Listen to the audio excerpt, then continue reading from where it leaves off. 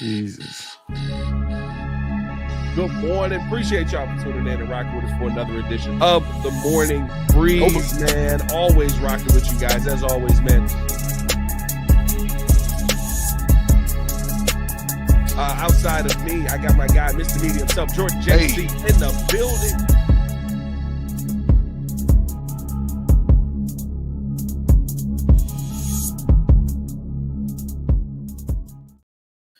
Normally don't come in here dry on the Morning Breeze, but a very special piece of equipment was left at the studio, so I have no buttons to push. Oh, man. No, I got no nothing. Music. I got no music. I got nothing. Push the button. That's all I got. You just go, yeah, there you go. You breathe and I'll do that. Come on. Push the button. Push the button. Push the button. What's good, y'all? It's your boy Pat the Designer back at it again, joined by Jordan JC, Mr. Media himself. Got a lot to get into on today's show, man. The Chicago Bears have officially been eliminated from the NFL playoffs. Maybe they can make the NBA playoffs. You know what I mean? The Eastern Conference is real rough right now. With that being said, though, number one, what's your takeaway from this season at this point? Number two, what's best for Caleb Williams moving forward? Those are the conversations that I really want to have. Of course, we got to talk a little bit about Bears-Vikings tonight, but who cares? But what is best for Caleb Williams moving forward? Because I know a lot of people are going to say, oh, it's best to lose out. It's best to lose all of the games. But in reality, all of that losing usually tends to be bad for the future.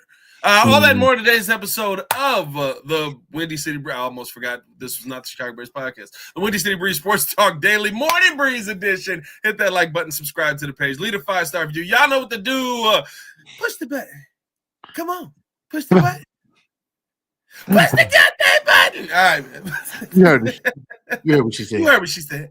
Y'all heard what Sue Young said, or just Jordan breathing heavily into the mic, which often happens as well. Hey, C, what's going on, my guy? How you feeling, man? Oh, man, I'm feeling good, feeling great. Got my day off, man. Started this Monday off right, talking about the Bears being out of the playoffs. Our hopes there's no more hoping. There's no more in the hunt. We are just going to watch the last 4 games just – I am glad that the in the hunt graphics are over. I'm not gonna lie to you. There is a part of me that is like, yes, thank God. We're no longer in the hunt. Let the hunt be done. We are hunted. We have died. We've been hunted already. Jesus Christ. No, man, I'm good, man. I mean, listen, with the Bears finally out of the playoffs, right? I think that the conversation on this team now shifts to what the heck happened this season. And there's going to be a lot of overlook and overview at this season. But listen, I think it comes down to one thing, and I've been talking about it all year, and people have told me, Pat, that's not the only thing, but I do think it is the important thing. You thought the trenches weren't important. Mm-hmm. There's a lot of games that I think even Matt Eberflus could have pulled out if Caleb Williams isn't sacked 9 times. You know what I mean? I do look at, yes, I think that you bringing back the wrong head coach is massively important, but any team that doesn't prioritize the trenches, this is where it gets you. Yes, we can talk about the Bengals for one season, which kind of is a miracle season at this point, but if we're going to be honest about the Bengals, how they looking? I'm watching Joe Burrow do some amazing things on a football field while still getting his head taken off, and they can't win games. Ryan Poles didn't prioritize the trenches, and that's what this season to me falls to. When you lose the trenches, you lose the game, you lose the season, and I think that's what we saw over and over again. And I'll tell you what, you got a lot of teams coming back to earth, a lot of those teams that you want to beat your chest about coming back to earth when your trenches are effed up. Meanwhile, you got other teams thriving. Look at the Minnesota Vikings right now. We're going to play tonight. We'll with no Javon Dexter out there, we'll see how these trenches look tonight. Yeah, you know what I mean? He's gonna look phenomenal out there. Yeah. If I had to sum up this season in one word, I'd actually probably use 2 because there were so many problems to this season. It would be chaos. It deserves to. It deserves to. It would be chaos, and then it would be accountability. And for me, chaos first, because you retained a guy in Matt Eberflus that you had a chance to move on from, because this season essentially we were thinking, hey, this is a push for the playoffs. We have a team. We have all these special players. We got the wide receiver core that is deep and it's experienced. It's full of studded players. We got an up-and-coming guy in Roma Dunze. Oh, we got a generational pick in Caleb. Oh, man, we are rocked and ready to go. The defensive line looked good in the beginning of the season with the pressure and the rush win rate percentage. Like, there were so many positives. Yeah, there were so many positives. We thought Montez Sweat was going to get 20 sacks this season. Like, there were so many things we looked forward to, and none of it almost hit for this team. Matt Eberflus continually didn't have accountability, didn't take accountability, and didn't put his team in a position to win. In fact, when he was in a position to win, at any time he lost historically. When we almost thought there was no chance of losing, and so just this whole season is just it's summed up in chaos and a lack of accountability. And so hopefully moving forward, what I would say is, as far as salvaging this season, is like we mentioned before, the development of Caleb Williams is so much more important now, especially now that we know, and I know we're talking about being out of the playoffs. It's now the focal point. It's now the focus, because what else is there? We can't address the trenches right now. That's the offseason that's going into next year. Yeah. These last 4 games, I want to see Caleb Williams dominate in a sense where it's like, okay, now you're looking forward to next season and him building off of his performances. No, for sure. I mean, listen, now it's just all about seeing what you actually have, and you'll get a little bit more of an opportunity to see that tonight, especially with Karan Amagaji, due to the fact that Braxton Jones is dead. Which, I mean, he's been dead most of the season, so that doesn't bother me. Yeah, he's been being killed. He's been dead on the field. Shout out Paulie G with the super chat. Said, lose out, spend the bulk of the money on the line, get an offensive head coach, because no matter what, you won't lose the play caller to other teams. We do that every year, don't we? We do that. We're like, what's going to happen if you lose the play caller to another team? That is true. Yeah. He's probably not going he's probably not running anyway. It will be interesting to see kind of how this staff is built out next season, or if my favorite part of that Cap interview was you going, what are your thoughts on Thomas Brown possibly being the guy moving forward? Absolutely effing not. Whoa, Cap. He said if you were to go 5-0, I'm like, golly. So he has no shot, no chance at all. I think there would have been a little more debate on 5-0, but nah, that mess is stop yourself.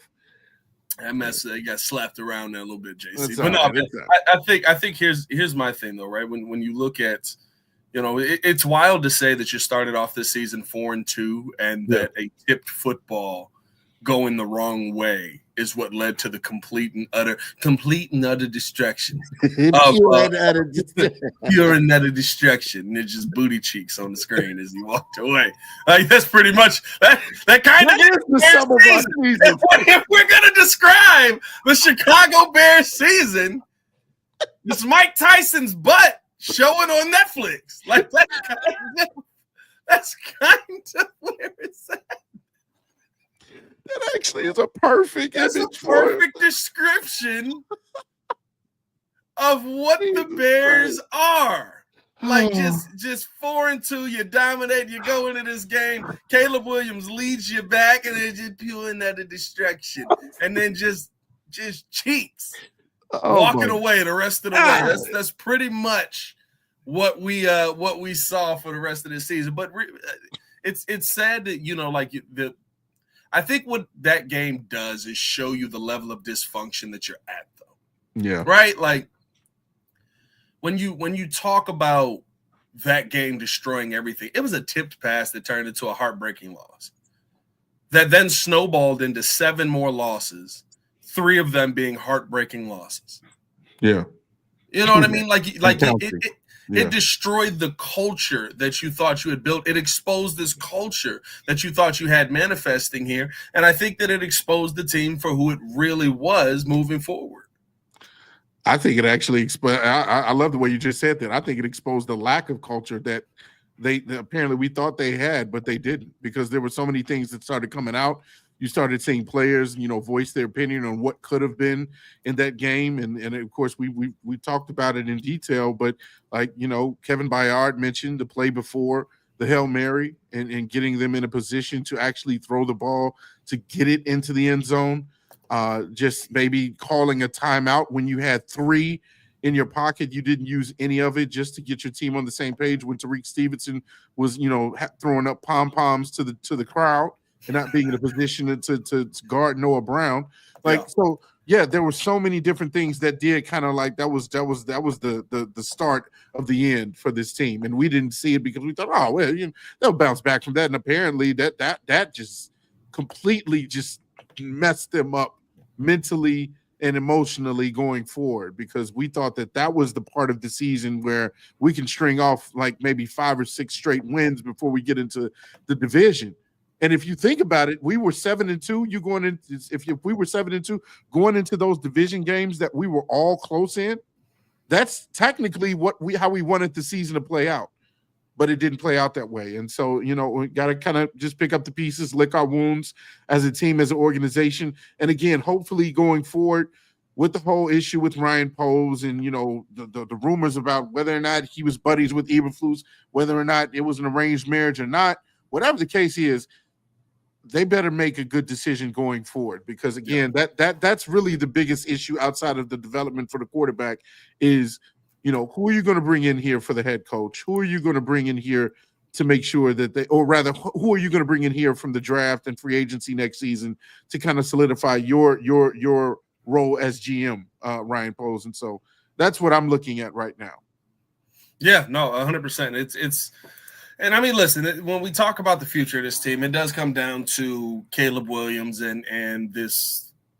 In Rome Odunze and this offense getting going. You got to put the right pieces, like you said, in place to develop that.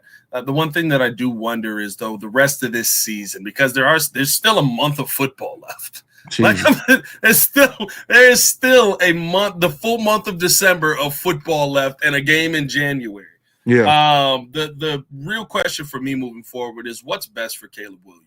And I know Bears fans are going to be like, well, you want to lose out for the draft positioning. Here's why I caution you against that. Here's why I say that may not be the best idea. And I would hope that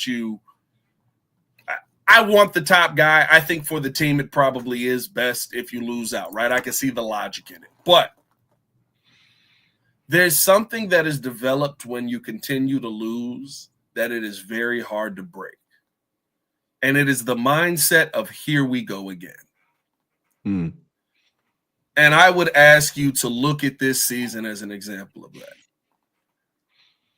When you looked at the games that the Bears lost in dramatic fashion, how often did we see the team do things that were just uncharacteristic of who they should be? How often did we see the team do things that were uncharacteristic of the team they were projected to be? Right? The talent that they do have, all of a sudden it shrinks in the most important moments.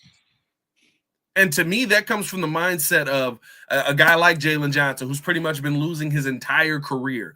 A guy like Tremaine Edmonds, who's been losing the entire time here. A guy like DJ Moore, who's been losing his entire career. At a certain point, you go back to the place of comfort. And the only place that some of these guys know in the NFL is losing.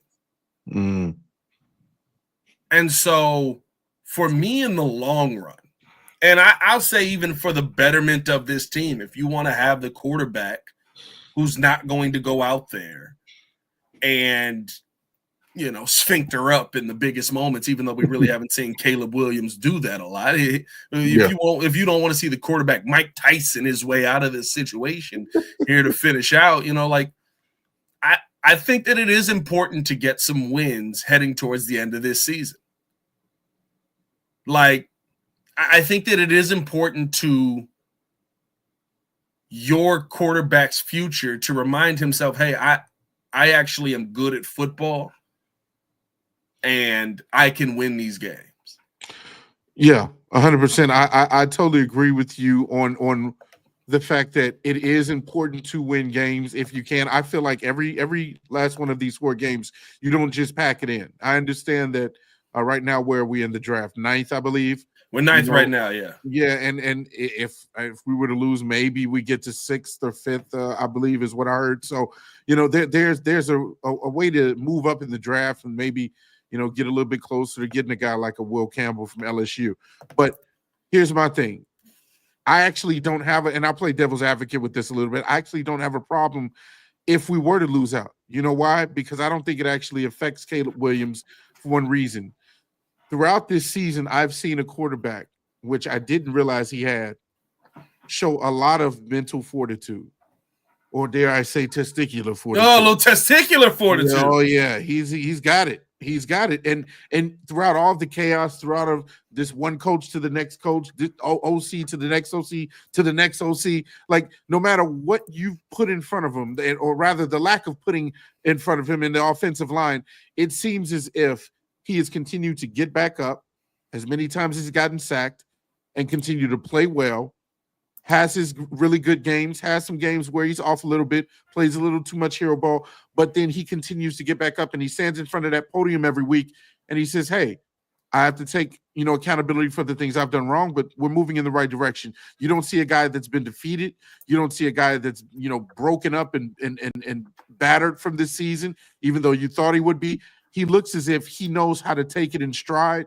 And that's the one thing that I have confidence in, that even if we win or lose, I believe it doesn't rattle Caleb going into the next season, because I think he has an understanding. Hey, I'm in the big leagues now. It's a different ball game. I understand the weaknesses that we have. I've seen it because I've been sacked, and Braxton Jones he basically got a sack with me one week. So I know exactly where we need to address what we need to address. So hopefully next season, Caleb comes in with more confidence, regardless of what happens this year, or rather at the end of this year. And that's why I have confidence that, win or lose, our quarterback, he's mentally strong enough to take it in stride. I mean, I get it, but like, what's easier to build confidence from? Is it easier to build confidence from wins, or easier to build confidence from tough losses, where at the end of the game, right, things that like that? That's my thing. I don't want him to have to overcome the things that every other quarterback has had to overcome in his time here, because the losses have piled up, because the comfort zone for this team is losing, because the comfort zone for this team is being on the wrong end of the 50-50 ball that you need to get the game, is being on the wrong end of the tipped a Hail Mary, is being on the wrong end of the blocked field goal, is being on the wrong end of the missed timeout call, right? Like, those are the moments where no matter what, and I'm not saying that Caleb Williams can't overcome. I'm not saying that Caleb Williams can't be the guy who, heading into next season, you end up losing out the rest of the way, and he's still like, well, I know who I am, and I'm going to play my game, and that's what's going to happen here no matter what. I'm not saying he's not that guy. All I'm saying is that while I would love the better draft positioning, while I would love to be able to go out and get a Will Campbell. Whenever I say Will Campbell, I always want to go Will Clapp. Shout out to the offensive lineman. Is the offensive lineman in New Orleans? I think he's still in New Orleans. Oh, okay. Yeah, it's a real name, Will Clapp. Like, I know it from the meme, not from the player. Interesting. But like having to overcome being sacked 9 times a game for the rest of the season. Like, let's hope we don't get there. Yeah, but to me, those are the things that, while yes, he may be mentally strong enough to overcome them, I don't want to continue to beat the dead horse. Right. You know what I mean? He's down already. Like, we don't need to just keep. You know what I mean? Like, it's just like, fight back. And that's the thing, like, I get, like, the tough losses. Oh, well, if it's a tough loss, it's going to be, he'll be able to overcome it because he fought hard to the bitter end. No, like, when you don't get those games, I look at all the teams around Chicago. You get comfortable in not getting those games, no matter what happens, or you leave. Like, the mindset, like, look at the Bears the last 2 years. They're comfortable in a state of losing. Yeah. And no one is pressuring them to get to that next step outside of the fan base to get to winning games consistently. Like, the Bulls are the same way. When the Bulls lose games, they lose games the same way every time. It's impressive. You build consistency in what you do daily. It's just your consistency ain't winning.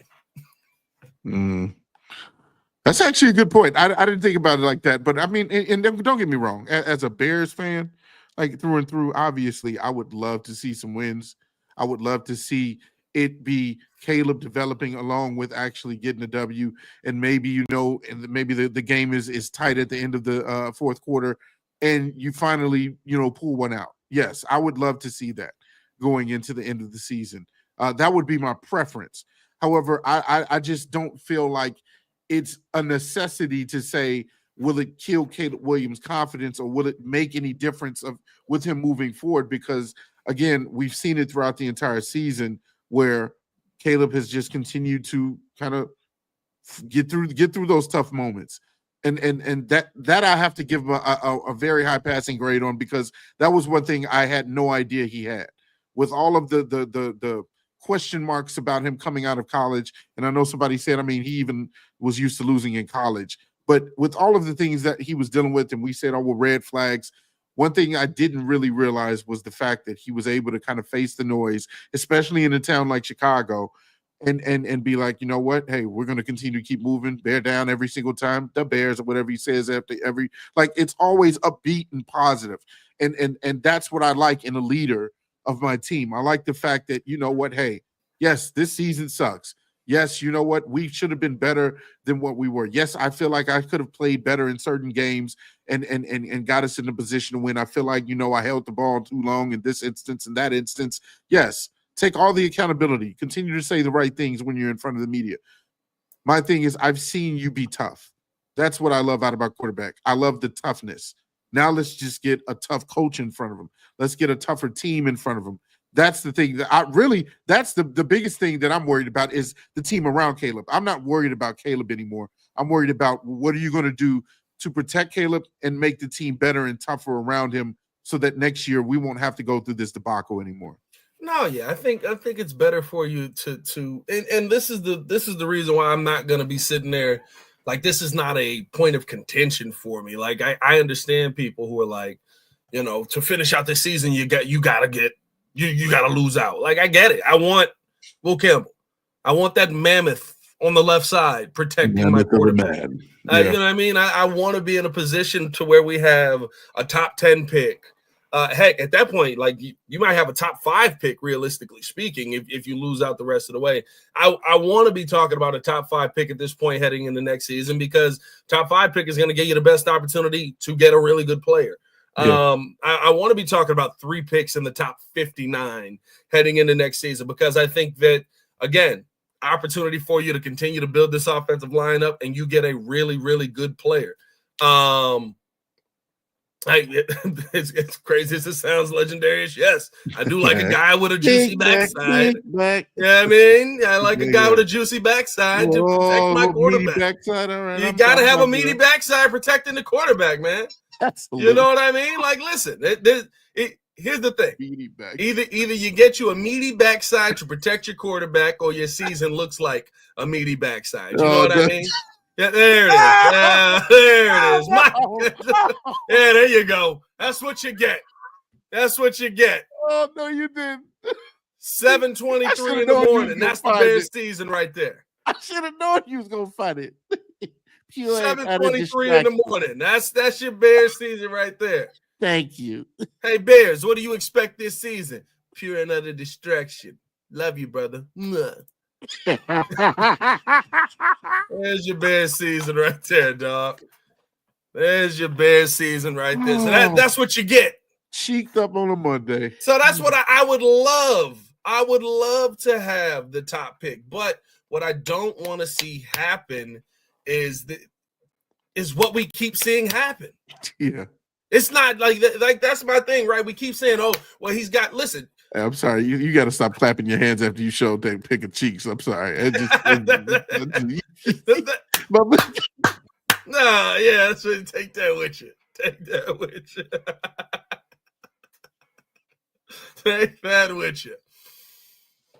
Can we get away with that on YouTube? I don't know.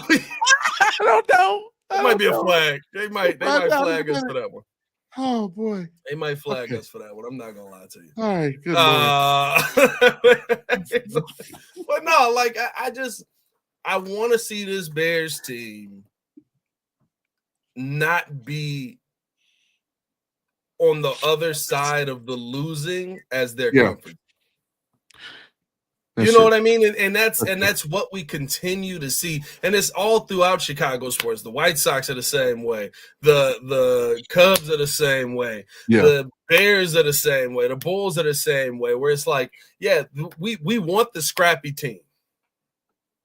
We want the team that's going to fight. We want the team that's going to box you up tooth and nail. Right. You know what I mean? But I would rather have the team that comes out on the winning end of that. Yeah, That's what we don't have. Yeah, you wish. You do want that to change eventually. Hopefully that'll be next year. We keep saying next year. Yeah, you do hopefully wish that to be the case, so we won't have to keep putting up Tyson memes. You all are wild. Yeah, let me tell you right now. Did you see Mike Tyson's backside?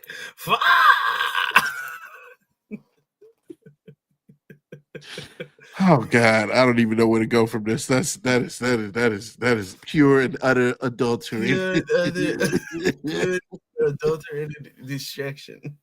Jesus. I can't. Anyway, moving forward. Hey, speaking of Mike Tyson's backside, pull up on us tonight on the Bears and Vikings watch party. Well, once again, you will get to see Mike Tyson's backside on display all game as the Bears take on the Minnesota Vikings today. The watch party gets cracking off at 6 p.m. Pull up on us up at Ultimate Gaming Experience up in Orland Park. This is going to be a great time. It is BYOB, so bring yourself some libations and have a great time with us tonight, man. We might as well enjoy ourselves while the Bears bring us pure misery. You know what I'm saying? That was a solid segue, wasn't it? Chicago Tysons versus the Minnesota Logans. Ran Nova away. That was great. That was great. I don't know. I apologize to everybody who's watching and not listening. That was that actually would be crazy. Probably should have gave you a little bit of a warning about that. Oh God, that was funny. That was funny. Let's get to the Aura commercial. Oh no, not a back door is open. Let's get to the Aura commercial. Finish out the show here talking about this Bears versus Viking games. Bears have some injury issues popping up. Of course, let us know your thoughts in the comments below. What are your thoughts on what's going to be best for Caleb Williams moving forward? Is it going to be winning?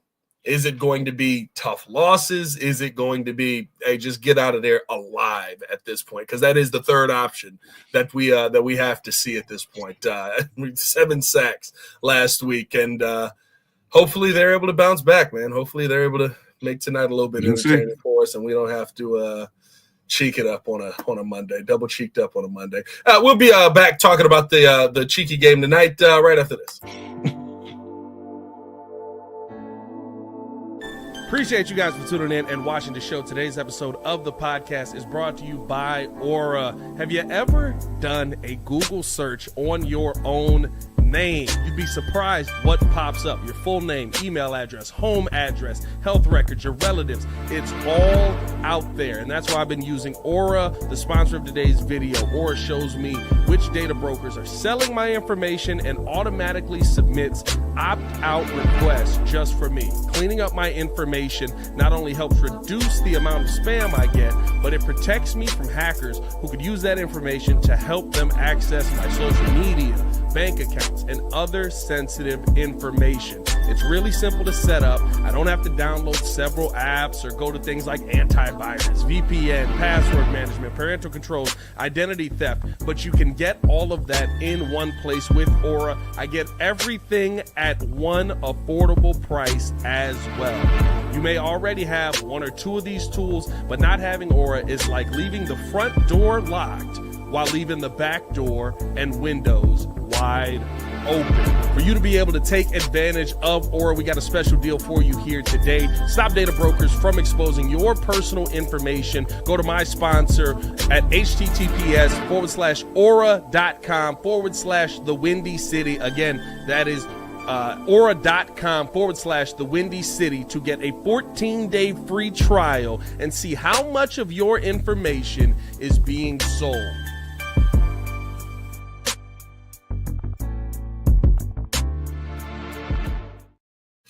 Welcome back. Excuse me. Appreciate y'all for tuning in and showing love to another edition of the Morning Breeze. Hit that like button, subscribe to the page, leave a 5-star review. Y'all know what to do, man.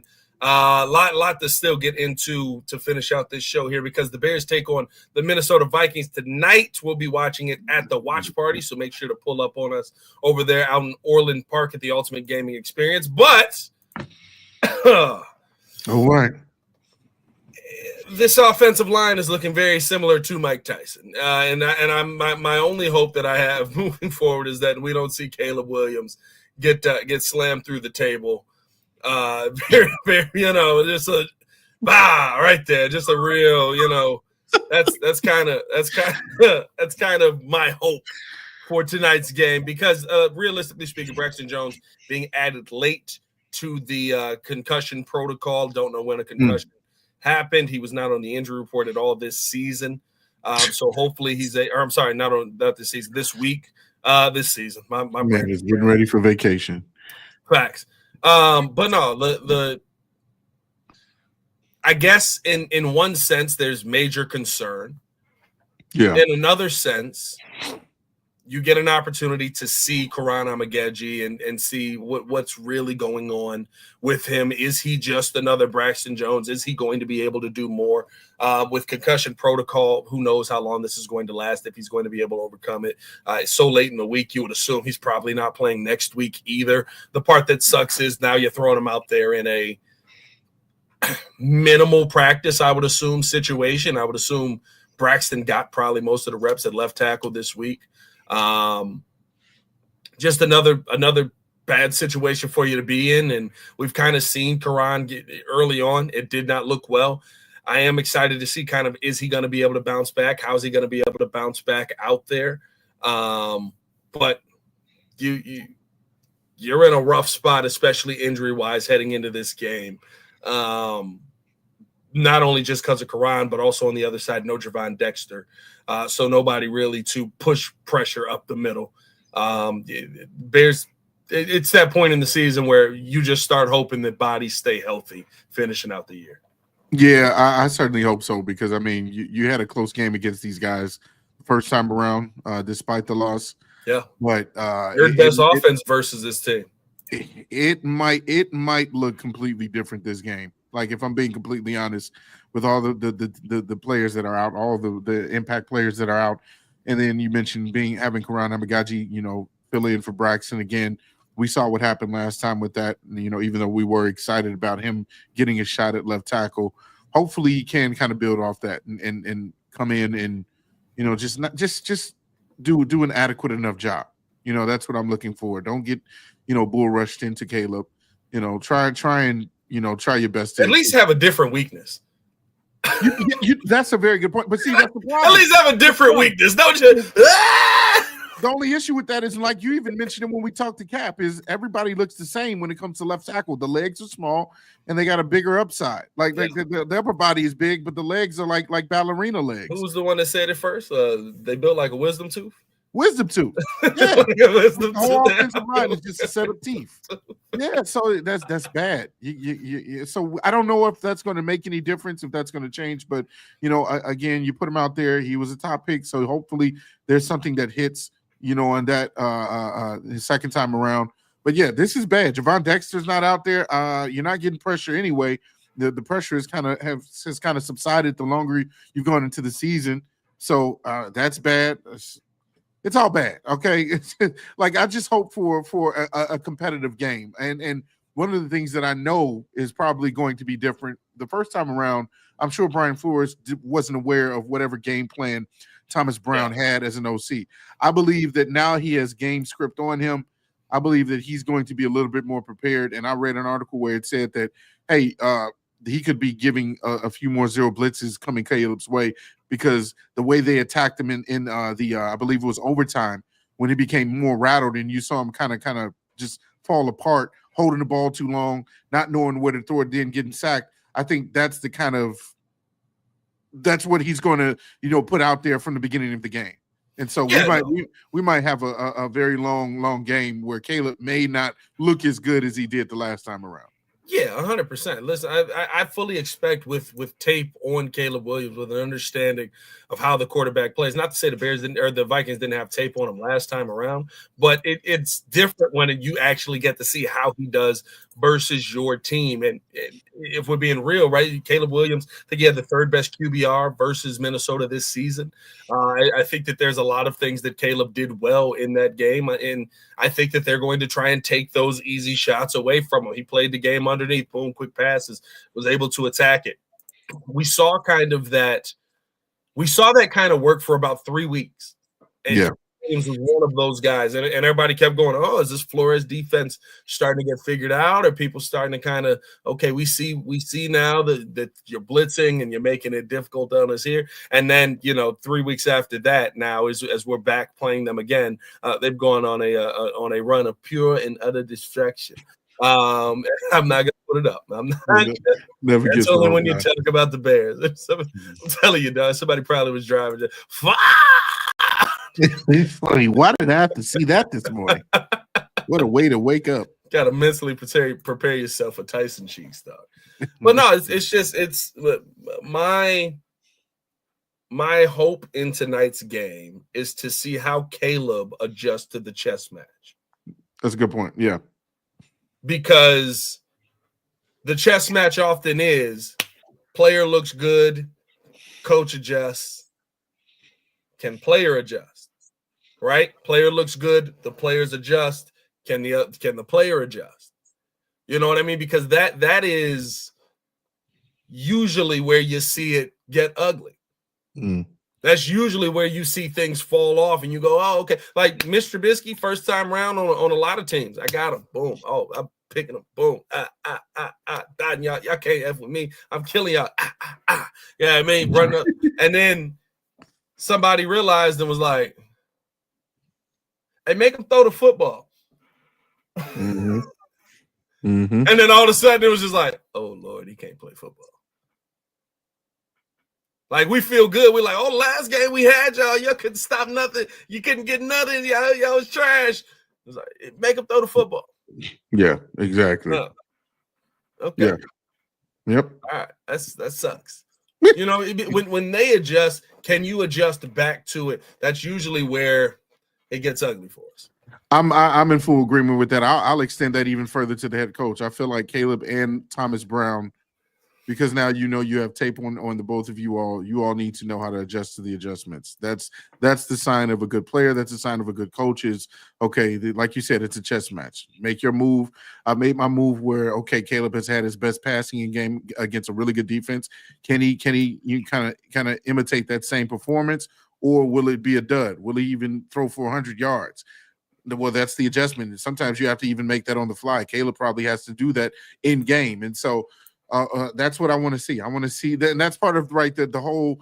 How do we want to look for Caleb to move forward when we talk about what's most important? In these last 4 games, those are one of the things that I would feel is important. Is how is he adjusting to the coach seeing him, especially a really good defensive-minded head coach and a really good defensive team.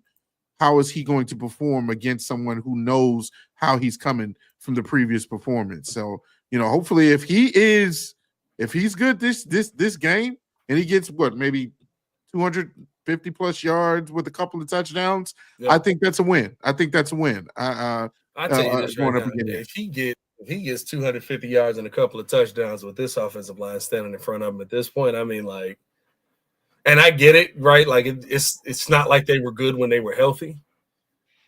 But it's kind of like last night, right? Like when you watch that Seahawks game versus the Packers, when everybody was Geno Smith's trash. All the Seahawks fans on Twitter, Geno Smith's trash. This guy's horrible. Why did we bring him in at quarterback? We might as well take a look at Sam Howell. Yeah, got Sam Howell in there.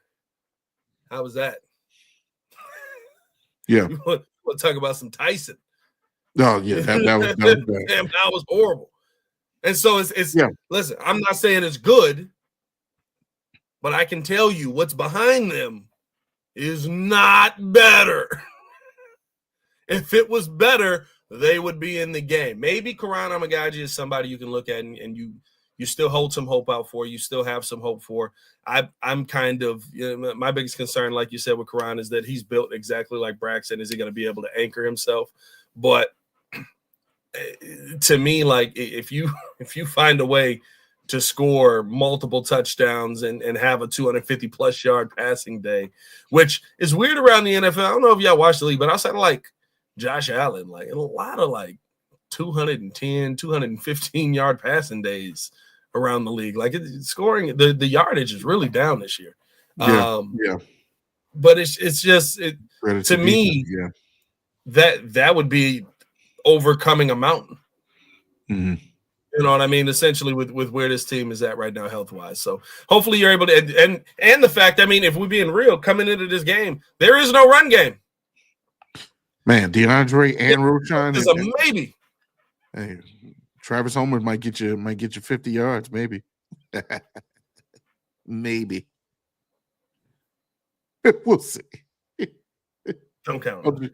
Don't you look at me Don't like that. count on it. Oh, what a group of backs we got here, huh? Running the football, eh? We'll see how you do with that. I believe they picked up somebody. Didn't they pick up? Oh Lord! No, there's your hopes and dreams right there. Oh no! Yep, right through the table. You know, I just realized she already had a neck brace on.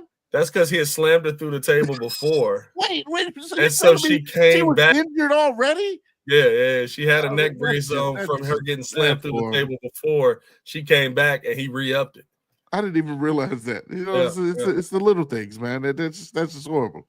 It's gonna knock an old lady while she's already down. Oh, absolutely. Through a table. She's a Bills fan, by the way. That's hilarious. Man. Well, I don't know, man. We'll see. We'll see kind of what this Bears team ends up doing. As you can tell, I think everyone's just like, you're ready for the season to get to a point where we can start going, okay, who's the next head coach? You're ready to start trying to find some answers. Who's the next head coach? Who's the next? What's the staff that he's going to put together? Is it going to be Vrabel? Is it going to be Ben Johnson? Is it going to be like? And again, I said this earlier. I don't really, not that I don't have a preference. Like I still think my preference would be Mike Vrabel, but if like they went Ben Johnson, if they went Brian Flores would be tough, but I could point to the fact that he finished with a winning record. If they had if they go Joe Brady, like I'm intrigued by all of these names. I keep getting more and more intrigued by Joe Brady the more I watch him. I'm not gonna lie to you. Yeah. I was watching that last night. Whoo! Against Detroit, yeah. Listen, they put up some points. They put up some points. Where's Don Burr at? That defense. Now Detroit is absolutely. I'm not gonna lie to you. Yesterday showed me. It was the first time I said Detroit's definitely not winning the Super Bowl. They too injured. It's not because they're not talented enough. When they fully healthy, they're talented enough. They're way too injured to win the Super Bowl. Like that's part of that's part of it. Gotta keep healthy. The freaking and they were trying to keep pace, but they are way too injured to me to win the Super Bowl. Yeah. They might get there. They still might have the talent to get there. But I mean, they are held together by like bubble gum and a little duct tape and a little spittle, a little bit of spittle. Jesus. It's bad out there, dog. It's bad out there. But you know what? The last thing I'll say, man, for me is I really hope this team, this organization, it really makes the changes that they need to make this offseason because I look forward to it, but I'm also tired of it being the best part of what we look forward to is the offseason and, what new moves are they going to make? Oh, we got to get to the draft. Oh, best player available. That it seems as if those are the only exciting times is, what new pieces can we add to this team? And then we take a step back. during the season, and then some sort of chaos happens, and you take another step back during the season. I want to look forward to the point where we go into the offseason, we make good moves and adds to a really good team, and we just continue to move forward and be successful in the season after season after season. That's the mark of a really good team. That's the mark of a really good organization. And I certainly hope it's starting with this offseason. I love how Kevin Warren said it, man. He said these are decisions, and you hate to say that they're 10-year decisions, but these are decisions that if you get them wrong, they set you back 10 years. It's true. That's bad. We're still reeling from firing Lovie Smith after a 10-7 season. That was like 6 quarterbacks ago. That was like 17 offensive coordinators ago. Like,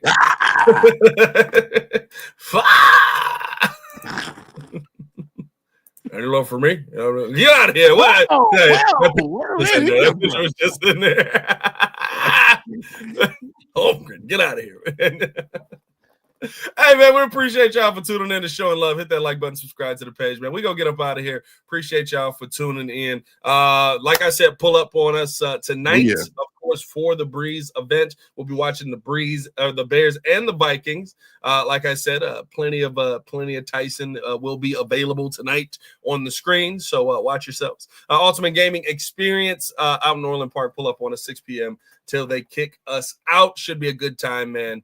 For Mr. Media himself, Jordan, JC, it's your boy Pat the Designer, back in again. Y'all stay safe out there in Chicago. Bear down, one love. It's gonna get ugly. Peace. Pure and utter distraction. Oh. Might get flagged for that one, but it's worth it. Well, let's go out with a bang. Hey. It's a great show. Cheeked up on a Monday. Good Lord. Yeah, I'm sure nobody was expecting that this morning.